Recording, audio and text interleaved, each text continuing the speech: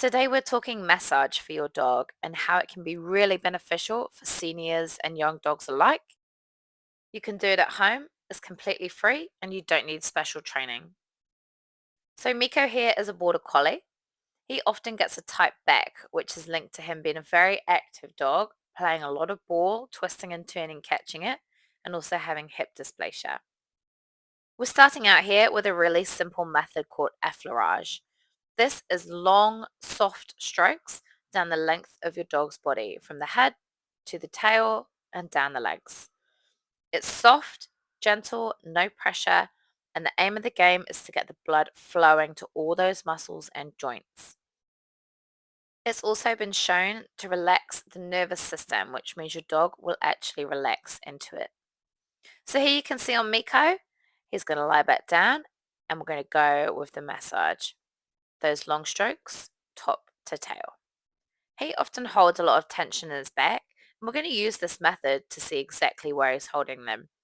Any little twitches, parts of his skin that don't move as well, heat or cold spots, which mean less blood flow, these are all signs that there might be a bit of tension there that you need to release. See how Miko here is rolling onto his back? Looks really cute. He's actually avoiding me touching the spots on his back where he's sore by doing that, saying, nah, how about you rub my tummy instead? So that means there's a good spot here. As you can see, you can still work on his back underneath. I'm just going for a little method there, squeezing and kneading through the fur.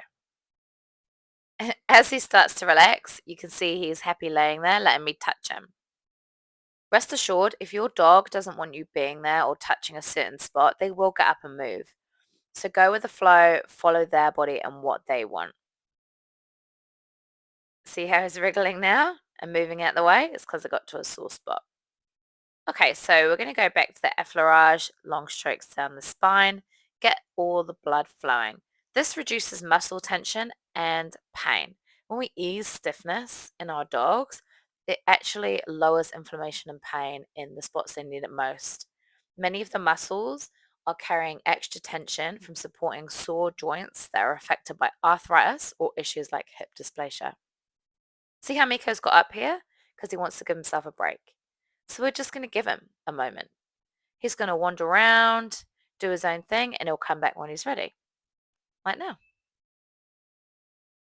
Because massage stimulates blood flow to the tissues and the muscles, this actually means oxygen and nutrients are reaching them more efficiently, while also supporting the removal of toxins through lymph drainage. This means your dog will heal quicker and faster when you give them massage.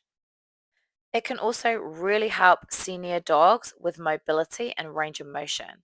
It keeps those joints and muscles supple, which will actually improve the way they walk, and that prevents compensatory movement patterns, which means they use the correct muscles to walk instead of shifting the weight off painful ones. And in turn, this will mean less chance of slips, trips, falls, strains, or even ligament problems. Here we're moving on to a new technique. This is called kneading. Just like dough, just like you've heard before, just like you've practiced on somebody else, you want to knead your dog's muscles like you're kneading dough. It's gentle, but a little bit more pressure than the stroking. Every time you've done the length of your dog's body, kneading down it, make sure you go back to long strokes. We want to get the blood flowing to those parts that you've potentially released. You can see here, Miko's getting into the massage. And he's telling me, no thanks, I don't like that. So we give him a break, we go back to strokes, and then we will try again.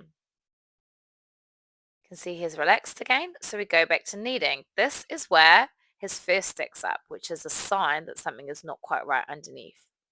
You can see him going down the length of his body. Here is where his hips might be tight from his dysplasia, but he seems to be okay with that. He's relaxed, his head's down, he's not mad at us for this.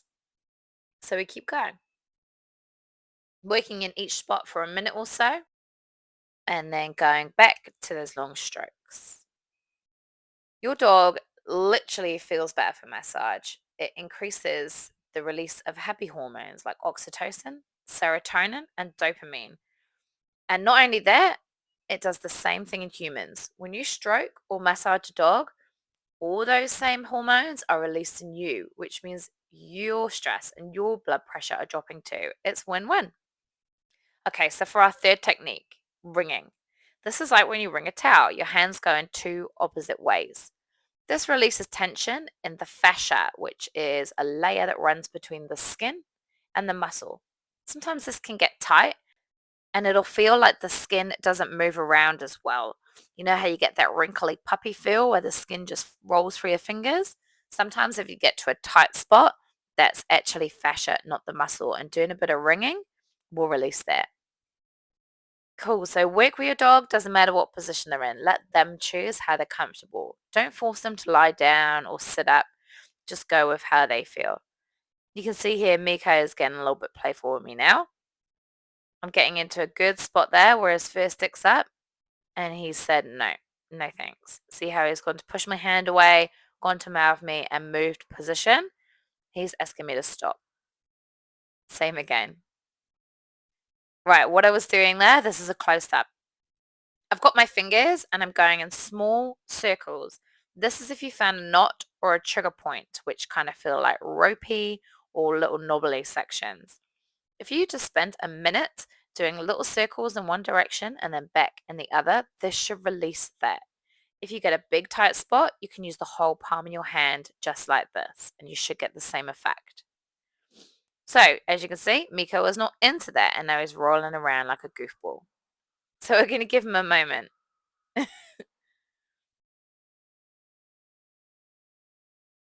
He's being playful, but he's also telling me he's had enough. So give him a break and we'll come back. Starting with those long movements to get the blood flowing. Dogs that are calm and relaxed and less anxious often show improvements in other ways, such as reactivity, separation anxiety, and overall calmness. It also mimics pack social grooming. In the wild, dogs would groom each other as a form of bonding and reassurance. So this actually taps into the instinctive connection. See here, I've got into a really good spot for Miko and he's starting to relax. He's watching what I'm doing, but as the tension flows away, his eyes get droopy and he gets sleepy because that's a really good position. That muscle there is where all the muscles meet at the top from his hips, so that'll feel really good. All right, pushing through the length of the muscle, we always want to go in the direction the muscle flows. Follow the fur. Head to tail, top of the leg to the bottom of the leg. We want to lengthen those muscles, not shorten them. Think about your bicep. You go from the top to the bottom, and that's lengthening it. Whereas if you go bottom to top, you're actually shortening the muscle, and that's not what we want. Massage actually isn't just good for releasing tension in the muscles when they need it, but it actually can extend quality of life. Senior dogs often stay more active and mobile for longer when regular massage is part of their wellness routine. Going to show you here, this again is our effleurage movement, nice long strokes all the way down the body.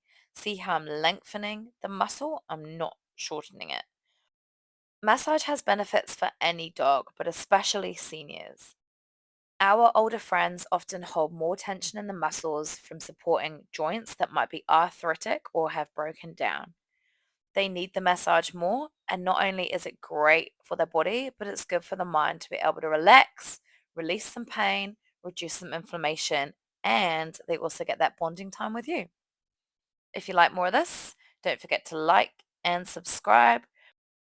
We release tutorials at least twice a week on how to help your senior dog live their best life and have more good days.